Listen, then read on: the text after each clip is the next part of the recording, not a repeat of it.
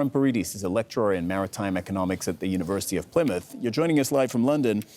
It's great to talk to you again. We spoke about a month ago, and I had asked you at the time, when ships started to be rerouted, right, through south of Africa, how long it would take for consumer prices to rise. You said it's going to take about a month. Let's talk again late January, early February. That's when it's going to start biting. Here we are.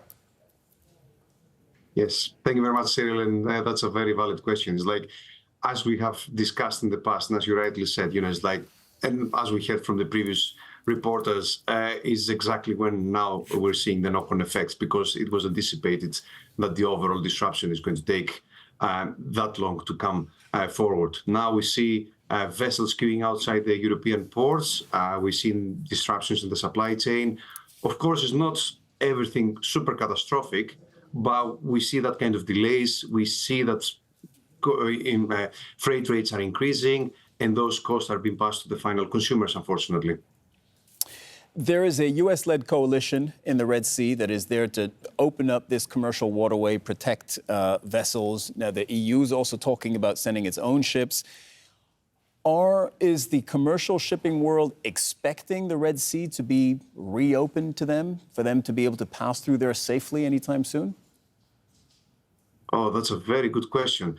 To be frank, I don't know what generally the industry is going to do, because as you can imagine, each company is assessing the risk from passing through the Red Sea individually. So each company is going to do their own calculations. And to be frank, from what we see in the news, we see also companies that half of the vessels are passing through the Red Sea and half of the vessels are not passing through the Red Sea.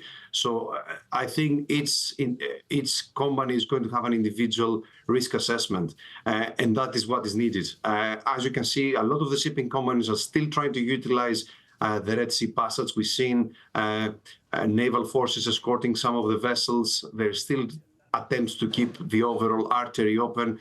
But of course, as you can imagine, some of the companies, they're not willing to take the risk. And that's, of course, totally understandable, because not only the asset per se, the vessel, but, it's like every vessel has 20 to 25 or 30 in some cases, seafarers on board. And the safety of the seafarer is the paramount priority for the shipping sector at the moment. Well, do you know how the insurance companies are looking at this? Because this is something, that I think the casual viewer often doesn't think about. But when there's business at stake, all of this, the shipping, the containers, what's inside the containers, all of this has to be insured. And when there are risks, the insurance companies jack up their prices, and that's when business stops. What are the insurance companies saying? Correct. So, even if we pass through the Red Sea or we take the detour, still the costs are going to increase for both ways. Because just to give you a small example, some of those mega vessels, 24,000 TEU, for example, they used to go through the Red Sea.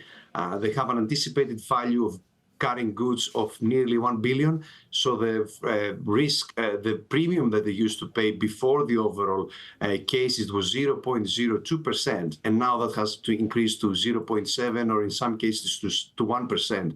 And that gives you an overall feeling that we went from $200,000 to 7 million.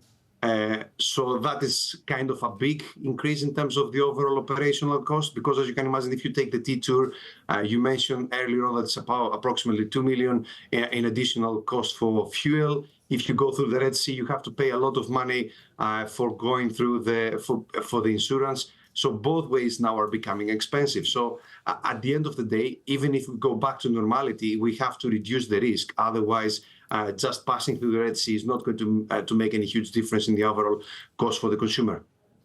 Stavros Karamperidis, lecturer in maritime economics at the University of Plymouth. Thank you very much, Stavros. Let's bring back You're welcome. Thank you very much for having me. Thank you.